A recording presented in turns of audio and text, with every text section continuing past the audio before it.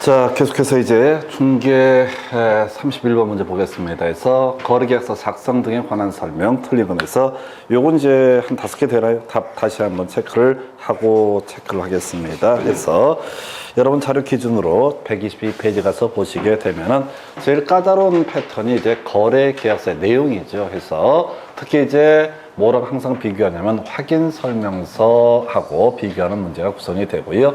그래서 권리 이전 거래 금액, 그 다음에 확인 설명서에 교부 일자, 최근 문제에서 조건 이거 가지고 한번 출제가 된 적이 있습니다. 그래서 뒤를 보면 맞춰. 근데 조건이 겁나 길게 썼거든. 그래서 앞에서부터 쳐 있게 되면 뒤집니다. 그래서 계속 제가 부탁을 드리는 게 뒤 좀 보시라고. 자, 그 다음에 두 번째 쟁점. 바로 서식 권장할 수 있다. 그런 서식은 현재 준비되어 있지 않다라고 하는 거. 세 번째, 서명 및 날인. 이렇게 하죠. 공동중개 나오고요. 그 다음에 분사무소 얘기가 주된 출제 이슈가 됩니다. 그래서 분사무소라고 해서 분사무소 책임자가 서명 및 날인. 물론 이제 항상 문제 구성할 때는 소공이 같이 중개를 하죠. 그래서 그 정도 논의 쟁점 되겠고요. 보존이라고 해서 원칙적으로 5년 동안 보존. 근데 이제 전자계약이 있었죠.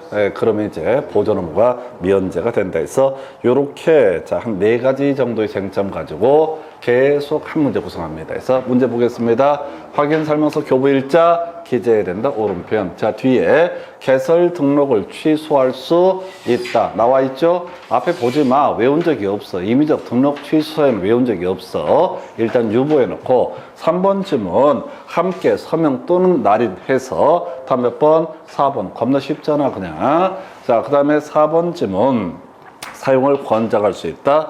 5번 개공 하나의 계약에 서로 다른 2개 이상의 거래계약서 내용 다른 거 작성해서는 아니 된다라고 하는 거. 그래서 그러니까 이것도 그래요. 뒤만 살살 보시게 되면은 분명히 2번 어렵습니다. 2번 어렵다고, 어려워도 흔들림이 없다고. 근데 이제 무식한 인간들이 앞에서부터 또박또박 쳐 있게 되면 이게 완전히 자신이 점점 떨어져. 그래서 이 문제 답은 3번 이렇게 갑니다. 그 정도 보시고 그 다음 주제.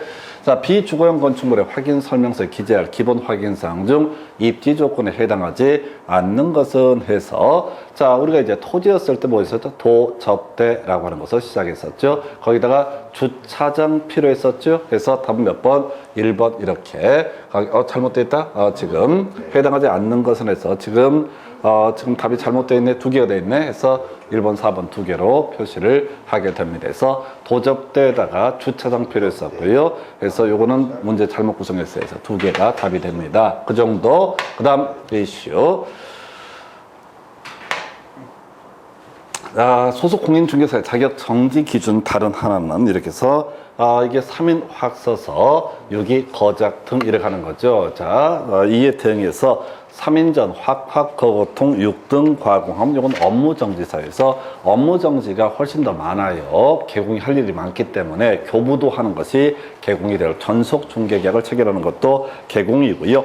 해서 행정처분 한번 비교해 보겠습니다. 자격 정지 사유라고 해서 여러분 자료 130페이지 가서 자, 3개월짜리 임장 등록 얘기 나와 있고요. 두 번째, 바로 확서서니까 확인서, 성실 정확하게 확인 설명을 하지 아니하거나 설명의 근거 자료를 제시하지 아니한 경우. 그 다음에 이제 서명 및 날인 2개 나와 있죠. 주의하실 게 교부는 누구만이 한다? 개공만이 하게 된다라고 하는 거 기억을 하셔야겠고, 6개월짜리 6이 거작금 이렇게 갔나요? 해서 2개 이상의 중개사무소 소속되거나 거래계약서에 거래 금액을 거짓으로 기재하거나 서로 다른 2개 이상의 거래계약서를 작성을 하는 경우. 그 다음에 마지막이 금지 행위라고 해서 매무초, 직상, 증투, 시탄이라고 하는 개공 등의 금지 행위, 매무초, 직상, 증투, 시탄. 이게 6개월짜리가 되겠습니다. 그래서 인장 3개월짜리, 3개월짜리, 3개월짜리, 그 다음에 답은 4번인가요? 해서 이게 6개월짜리가 되게 된다. 그 다음에 이제 날인도 3개월짜리에서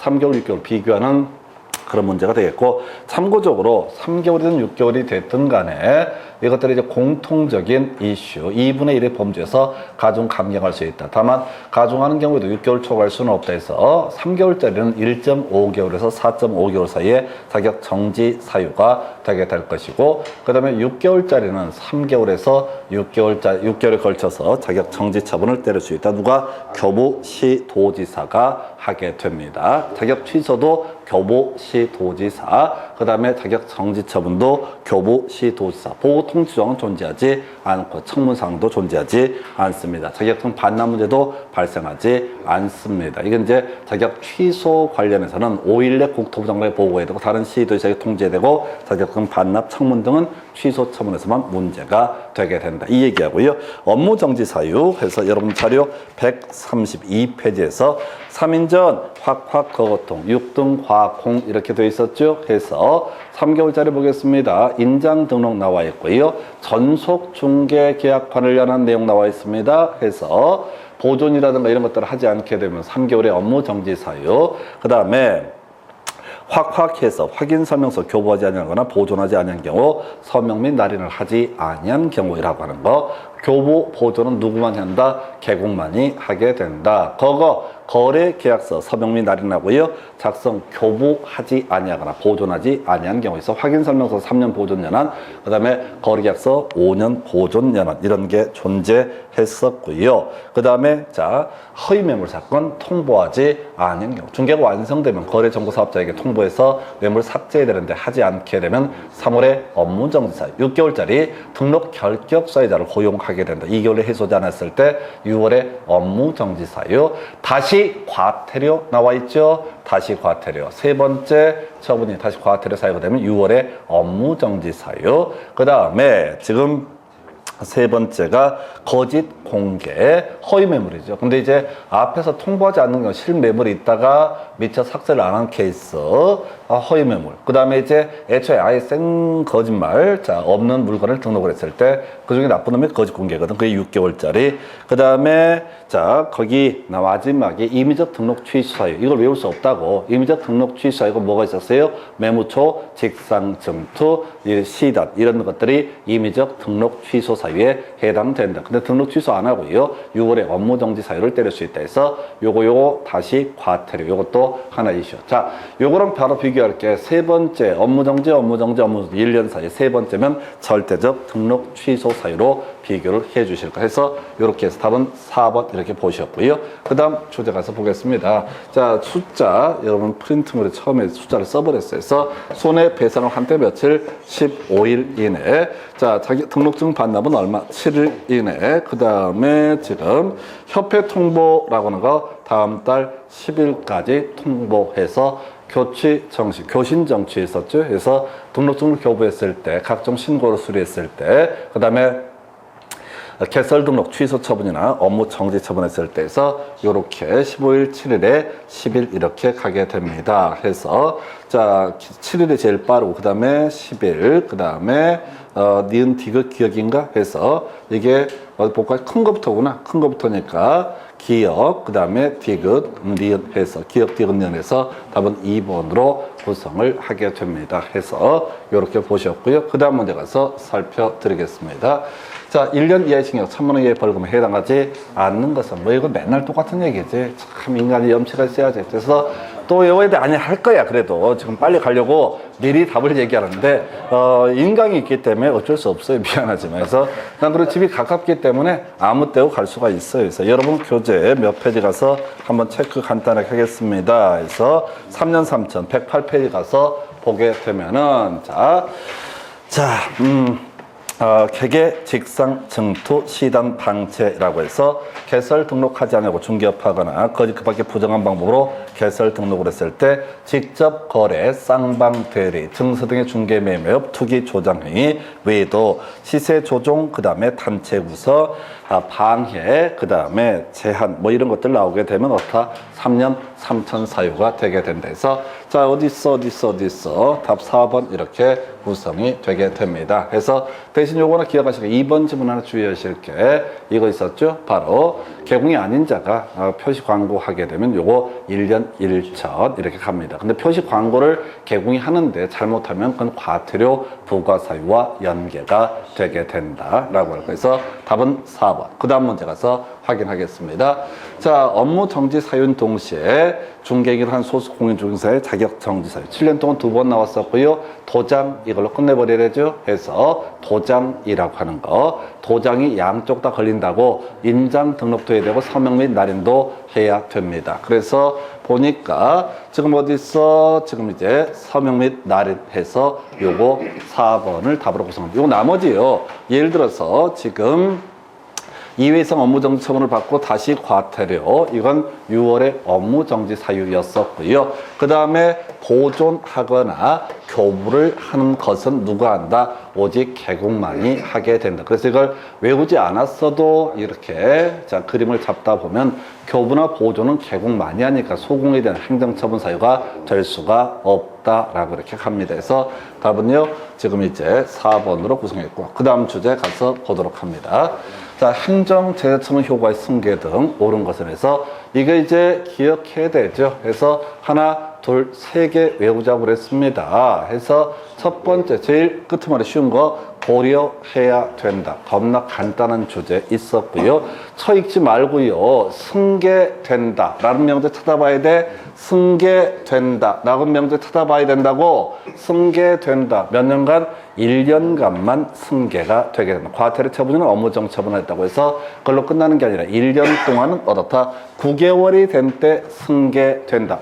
맞죠? 1년 이내니까. 근데 3년간 승계된다. 이거 틀렸다고 해서 외울 키워드가 승계된다는 얼마? 처분 1로부터 1년간이라고 하는 거. 이걸 외워야 된다니까요. 이걸 읽으면 안 돼. 특히 사연을 읽으면 죽어. 일부나 읽지도 못해. 해서 자, 승계된다. 처분 1로부터 1년간.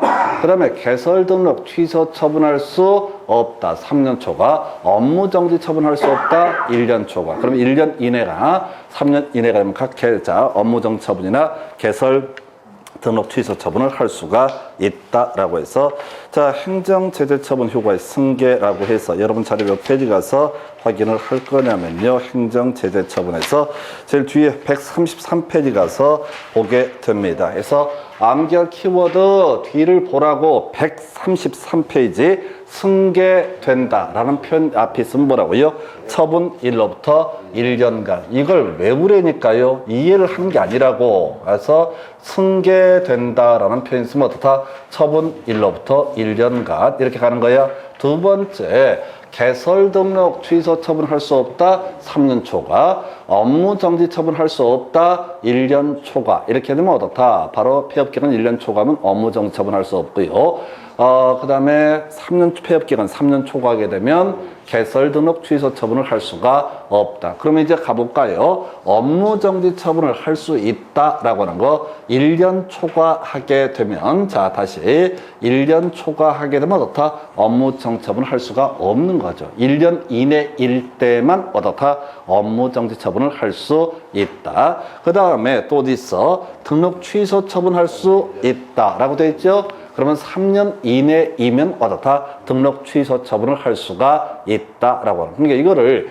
문장을 다 외우려고 하면 뒤져요. 절대 여러분 머리 갖고 못 외웁니다. 해서 외울 게 승계된다. 처분 1로부터 1년간. 그리고 또 하나 이슈 고려해야 된다. 세 번째 이슈가 되게 되는 것이 세 번째 이슈가 되는 것이 등록 취소 처분할 수 없다. 3년 초과. 업무 정지 처분할 수 없다. 1년 초과. 이렇게 외워야 된다고. 할 수 있다 없다까지 따지지 말고 무조건 할 수 없다만 계속 달달달 외우시라고. 그러면 이제 이 문제를 풀어가실 수가 있고, 이 문제 답은요 4번을 가지고 구성을 했습니다.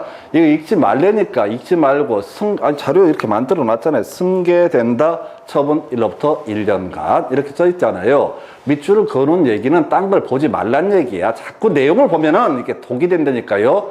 순간만 만족하고 뒤져. 어차피 승계된다 처분으로서 1년간, 개설 등록 취소 처분할 수 없다 3년 초과, 업무 정지 처분할 수 없다 1년 초과, 고려일은 이렇게 외우면 문제 풀린다고. 근데 자꾸 내용을 봐. 그러니까 뒤지는 거지. 그래서 답은 4번. 그 다음 주제 가겠습니다.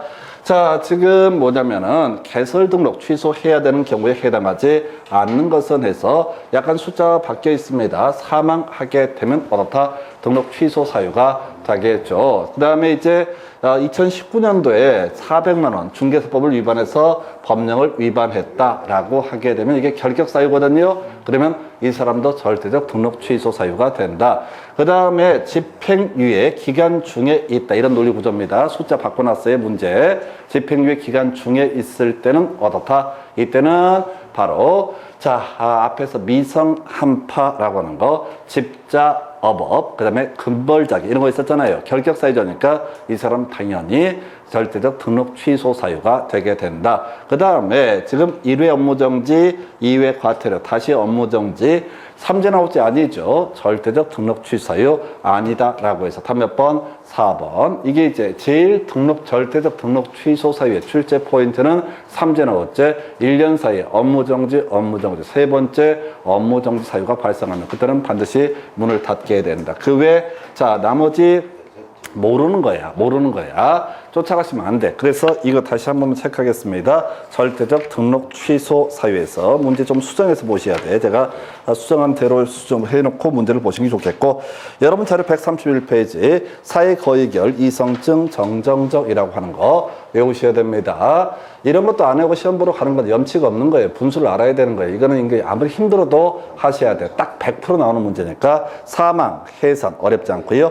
거짓 등록, 이중 등록. 어려운 게 결격 사유자가 된 경우. 이게 더럽게 어렵다고. 여기서 파생되는 주제가 뭐가 있어요? 지금 이제 리성, 한파, 집자, 어법, 근벌자격. 이게 어렵다고. 그래서 이거 모를 수도 있어. 2번, 3번 이런 거 더럽게 까다로워. 그런데 나머지 이중 소속도 절대적 등록 사유, 등록 취소 사유가 될 테고, 중개 업무 관련해서 제일 중요한 게 뭐라고요? 다른 거 다 빼버리고 정정정은 그렇다 치고 제일 중요한 게 그 5번 중개 업무 관련해서 업무정지, 최소한 절대적 등록 취소 사유에서 딱 하나만 외워라 라고 하게 되면 뭐는 외워야 된다? 업무정지.